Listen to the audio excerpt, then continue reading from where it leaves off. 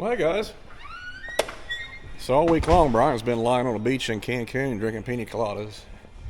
Me and Dad have been here at the shop doing paperwork, trying to get our chemical ordered. And today,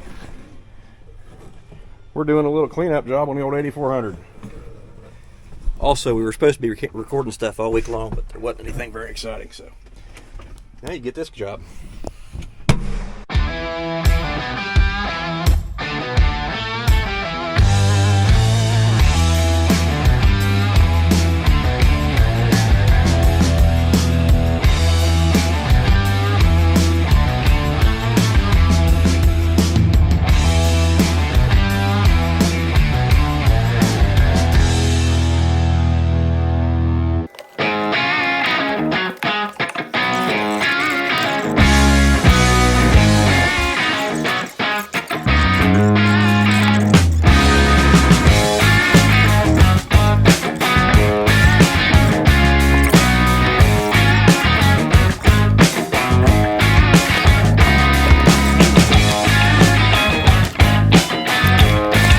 This tractor was our uncle's tractor, my dad's brother, and Dad purchased it after Uncle John passed away in I think 2012.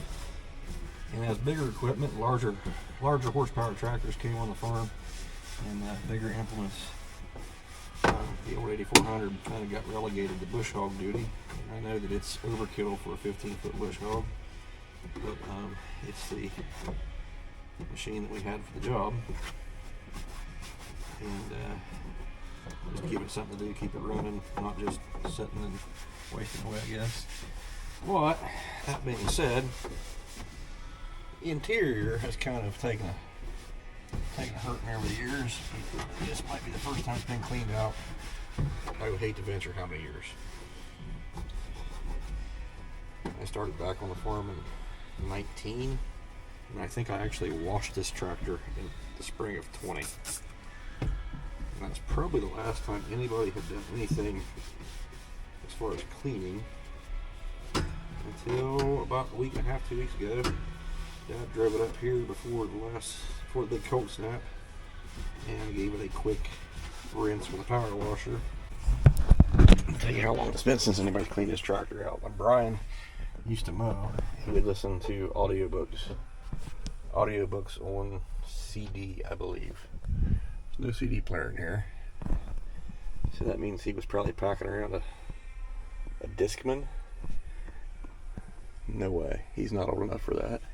Yes, brother, I am old enough for that. I was, in fact, packing around a portable CD player. I don't think it was called a Discman, though. Probably didn't know what I'm talking about. It's the old wideband CB that we used to use in the 80s and 90s. It's still in here. So my uncle used to smoke. Let's see what's in the ashtray. There's a lighter. Bottle cap, some hardware. Cigarettes are going.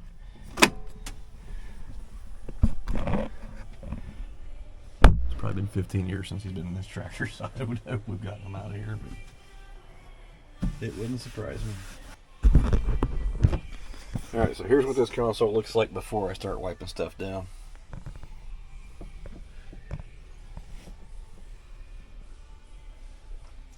I'll show you an after here in a minute. And if you guys think you can do better, you have to come show me how. You ever think to yourself, when changing oil in your excavator, I could go for a steak? Me too! Oh, looky there.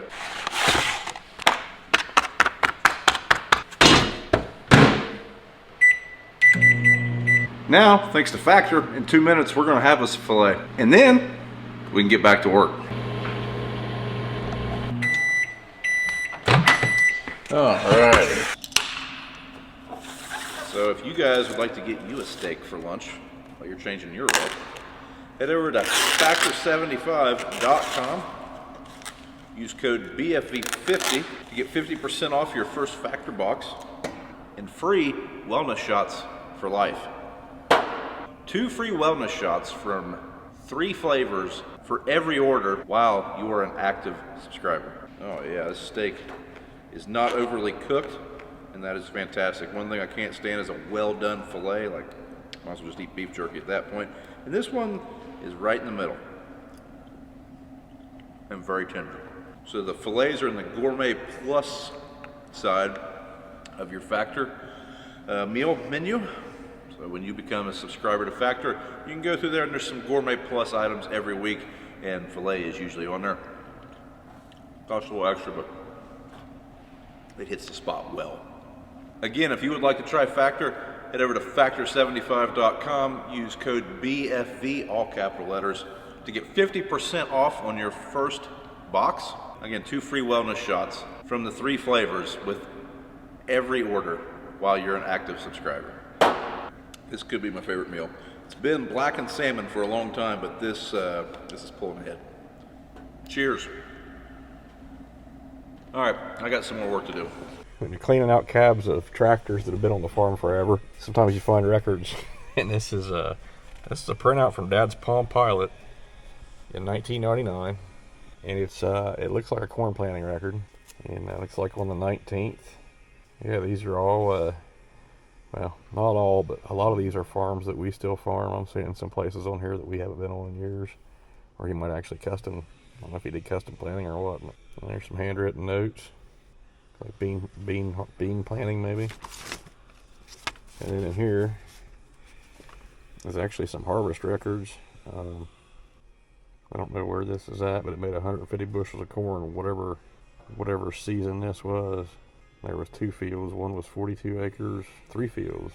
One was 13, and it doesn't say how. All 16.7 acres. Wasn't very good corn. 100 bushel.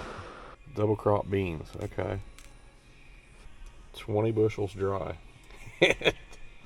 So that's kind of funny because this field was double crop beans this past season, and it was, I think, 19 bushels. Must have been another dry year. That's funny. Funny in a coincidental way that I flipped to that page.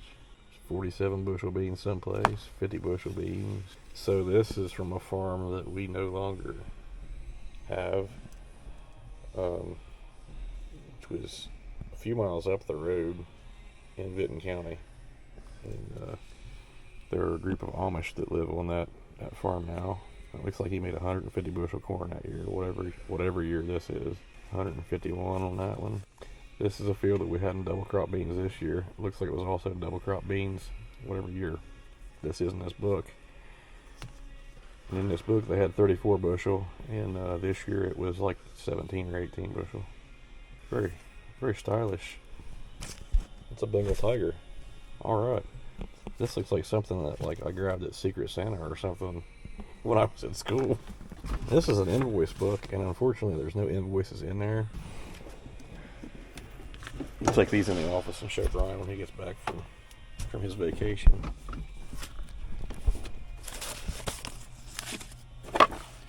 And some old batteries, some gloves, a post-it note. Directions to someplace. Looks like those in laid out on the desk here in a little bit. See if I can figure out where it was driving to.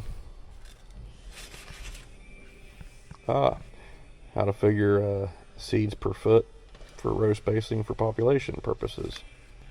This is a wheat planting rate chart that our old wheat tech sent us. Yep.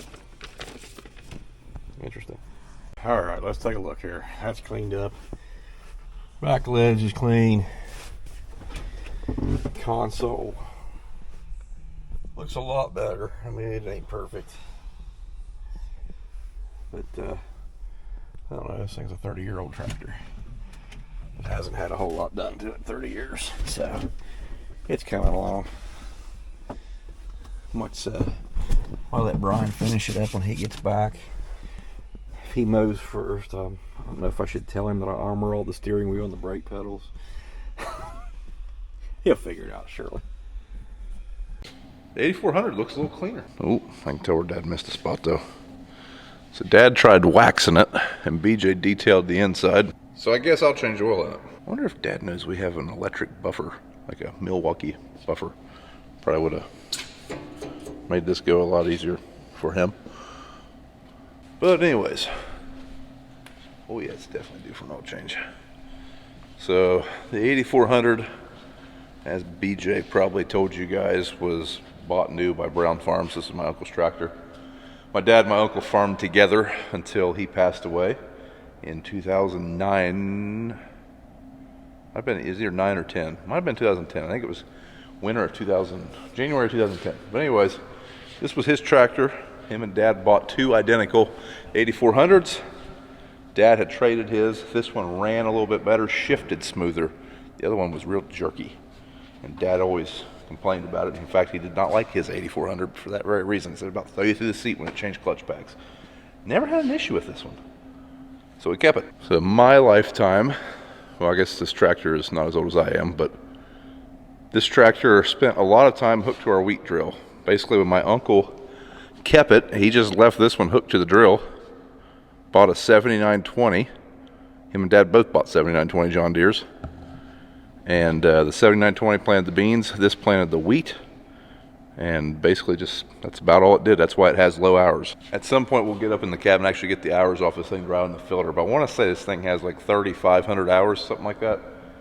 And I'd say the last 600 or 700 of them just been bush hogging. But that's why. I think this tractor's a 96.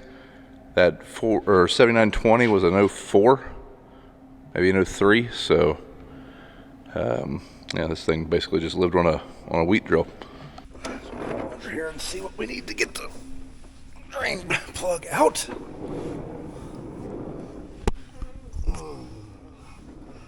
Right here.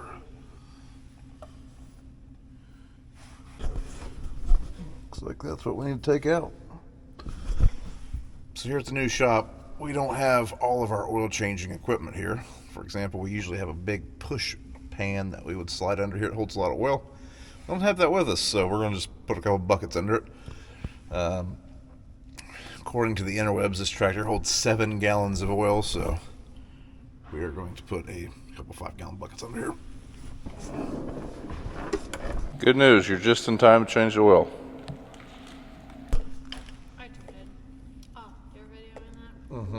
You two did. How about that? Hey, why don't you do this and I'll stay up there. You're smaller, you can fit under here easier.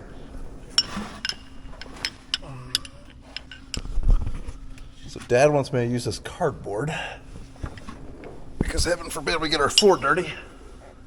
But I can't get my creeper under there.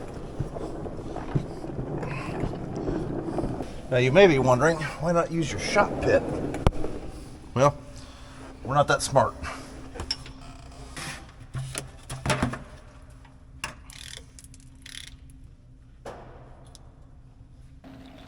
Can't really see anything with your hand twisting.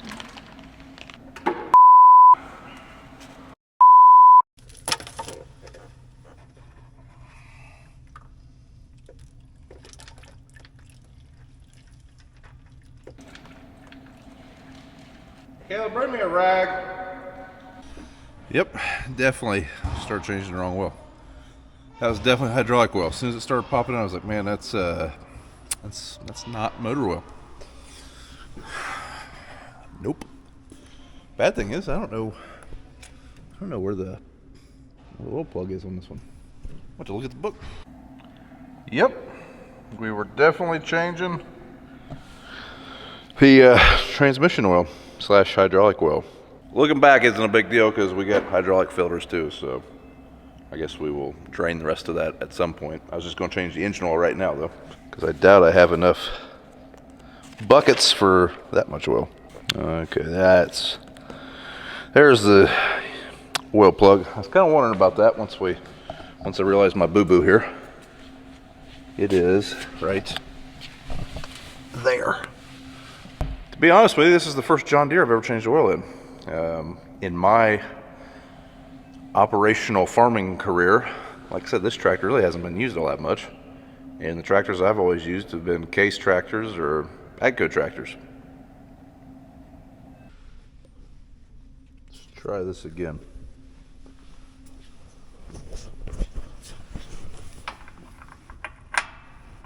Hey, there we go.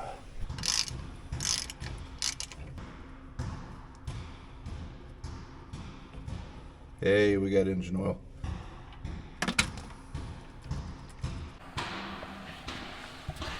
There's our oil filter. Looks real easy to get to without making a mess. That's a big mamma jamma.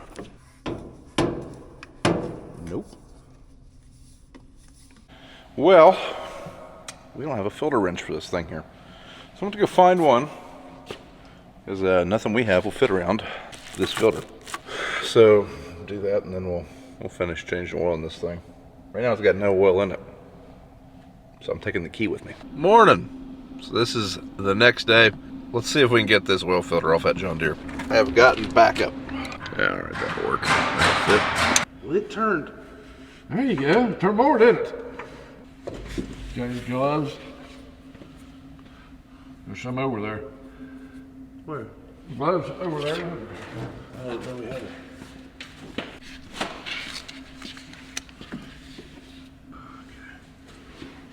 Just dumping that pan. I guess.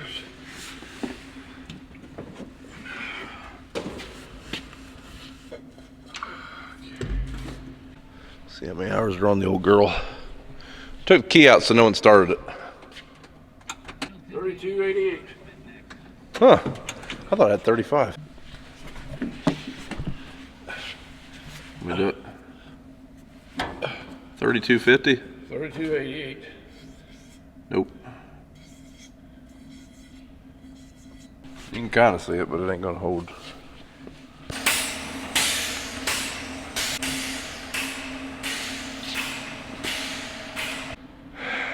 We might have just royally screwed up. Right now, if you start that tractor, it'd ruin it. The end of this oil wand came off.